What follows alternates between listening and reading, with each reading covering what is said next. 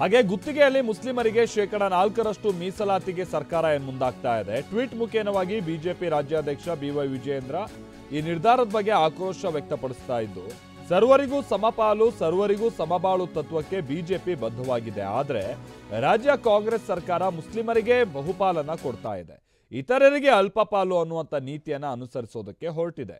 ಸರ್ವ ಜನಾಂಗದ ಶಾಂತಿಯ ತೋಟಕ್ಕೆ ಬೆಂಕಿ ಇಡೋದಕ್ಕೆ ಹೊರಟಿದೆ. ಸರ್ಕಾರದ ವಿರುದ್ಧ ಬಿಜೆಪಿ ರಾಜ್ಯಾಧ್ಯಕ್ಷ ವಿಜಯೇಂದ್ರ ಹೀಗೆ ಸಿಟ್ಟನ್ನ ವ್ಯಕ್ತಪಡಿಸಿದ್ದಾರೆ.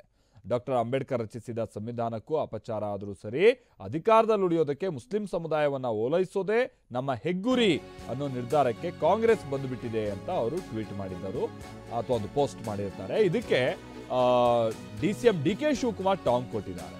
ಮುಸ್ಲಿಮರು, ಕ್ರಿಶ್ಚಿಯನ್ನರು, ಸಿಖ್ಖರು, ಬೌದ್ಧರು ಪ್ರಜೆಗಳು ಕೂಡ, ಇವರೆಲ್ಲ ಪ್ರಜೆಗಳೇ, ನಮ್ಮ ರಾಜ್ಯದ ಪ್ರಜೆಗಳು ಇವರೆಲ್ಲ.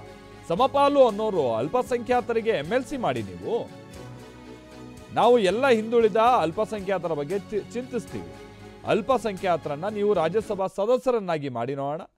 2 ಕ್ರಿಶ್ಚಿಯನ್ ಅಥವಾ 3 ಮುಸ್ಲಿಮರನ್ನ ಮಂತ್ರಿ ಮಾಡಿ, ಆಗ ಸಮಬಾಳು ಸಮಪಾಲು ಅಂತ ಮಾತನಾಡೋದಕ್ಕೆ ನಿಮ್ಗೊಂದು ಅರ್ಹತೆ ಇರುತ್ತೆ ಅನ್ನೋ ಅರ್ಥದಲ್ಲಿ DCM ಮಾತನಾಡಿದ್ದಾರೆ ಅಥವಾ ಟ್ವೀಟ್ ಮಾಡಿದ್ದಾರೆ. ಮುಸ್ಲಿಮ್ಸ್ ಇರ್ಬೋದು, ಕ್ರಿಶ್ಚಿಯನ್ಸ್ ಇರ್ಬೋದು, ಸಿಖ್ ಇರ್ಬೋದು, ಬೌದ್ಧರು ಇರ್ಬೋದು, ಅವರೆಲ್ಲ ನಮ್ಮ ದೇಶದ ಪ್ರಜೆಗಳು, ಕರ್ನಾಟಕ ರಾಜ್ಯದ ಪ್ರಜೆಗಳು.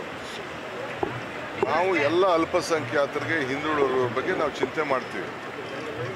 ಸಮಪಾಳು ಅನ್ನೋರು ಯಾರೋ ಒಬ್ಬನ MLC ಮಾಡ್ಕೊಳ್ಳಿ, ಅವರು ಒಬ್ಬನ ರಾಜ್ಯಸಭೆ ಮೆಂಬರ್ ಮಾಡಲಿ, ಸೆಂಟ್ರಲ್ ಗೌರ್ಮೆಂಟಲ್ಲಿ ಮಂತ್ರಿ ಮಾಡಲಿ, 1-2 ಕ್ರಿಶ್ಚಿಯನ್ಸ್ನ, 3 ಜನ ಮುಸ್ಲಿಮ್ಸ್ನ ಮಾಡ್ಕೊಳ್ಳಿ.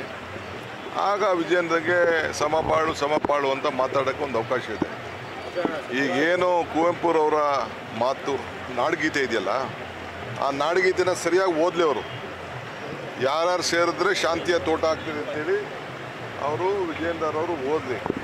ಇನ್ನು ಪಾಪ ಈಗ ಅಧ್ಯಕ್ಷರಾಗಿದ್ದಾರೆ, ಅವ್ರ ಲೆವೆಲಲ್ಲೇ ಇರಲಿ. ಮುಸ್ಲಿಮ್ಸ್ ಇರ್ಬೋದು,